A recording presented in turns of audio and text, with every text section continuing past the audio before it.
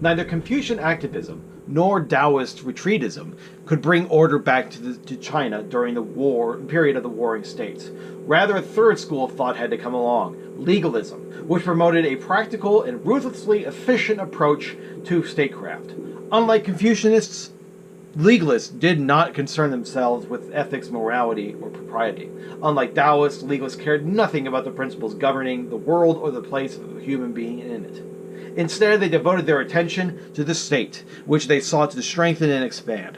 Central to their beliefs is the idea that all people, even the leader himself, is subject to the law and prescribed punishments.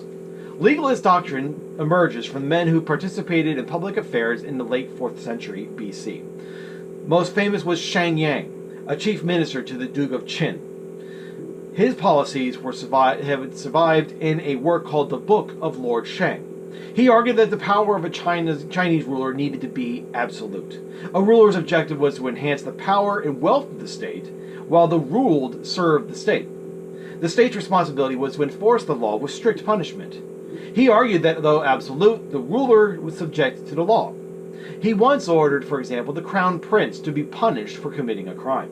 Though clever and efficient, Shang Yang was despised and feared because of his power and his ruthlessness. He is quoted as saying, "To club together and keep your mouth shut is good. To be alienated from and spy on each other is to be a scoundrel. If you glorify the good, errors will be hidden. If you put scoundrels in charge, crime will be punished." The death of his patron, Duke Xiao of Qin, signified his end. The new king, the same guy that he punished, ordered the execution not only of Lord Shang, but his entire family on the grounds of treason. This collective punishment is unique to the legalist political philosophy. He fled the court and attempted to stay in an inn without a permit, ironically declared illegal by Shang himself. The innkeeper refused to defy the law because if he did so, he would die. Shang Yang would later lead a rebellion, was killed in battle, and his corpse would be pulled apart by chariots that were attached to his arms, neck, and legs. Despite legalism's connection with Lord Shang, Qin leaders used it as an approach to government. The most systematic legalist theorist was Han Feisu. Han Feisu reviewed legalist ideas and synthesized them in a collection of essays on statecraft. He was once the student of Sun Tzu. He thus combined the ideas of his teacher with the book of Lord Shang. Like Sun Tzu, he believed that people would act in their own interests rather than the good of the state. He pointed to many examples of ministers betraying their lords out of their own interest. He argued that the situation of the period of the warring states was so bad that Chinese leaders needed to just forget about humane treatment and base their rule on the principle that everybody is out for their self-interest. Rulers should not trust anybody, even family members.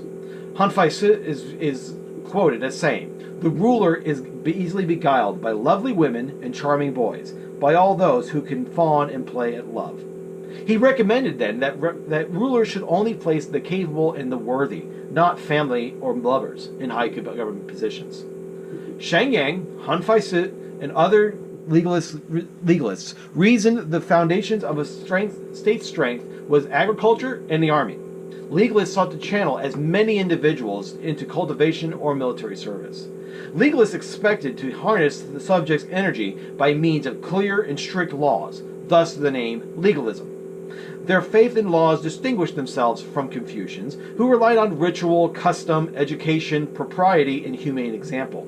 Legalists did, however, adopt the Taoist principle of wu wei, disengagement, by arguing that law systems should be run objectively by the state rather than the ruler themselves.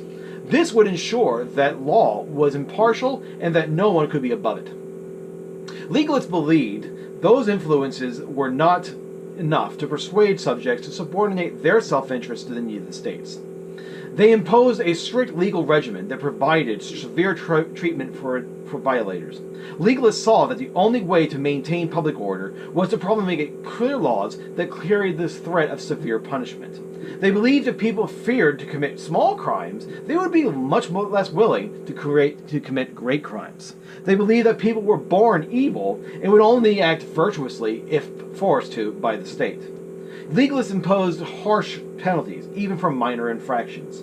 Individuals could suffer amputations of their hands and feet for disposing of ashes or trash in the streets. Legalists also established collective responsibility for the law. They expected all members of a community or family to observe others closely and forestall any illegal activity and report any infraction. Failing these obligations, all members of a family or community were liable to punishment. Thus, group ties and loyalties were undermined in favor of the obedience of the state. Legalist principles of government was not popular, yet legalist methods ended the period of the warring states and unified China.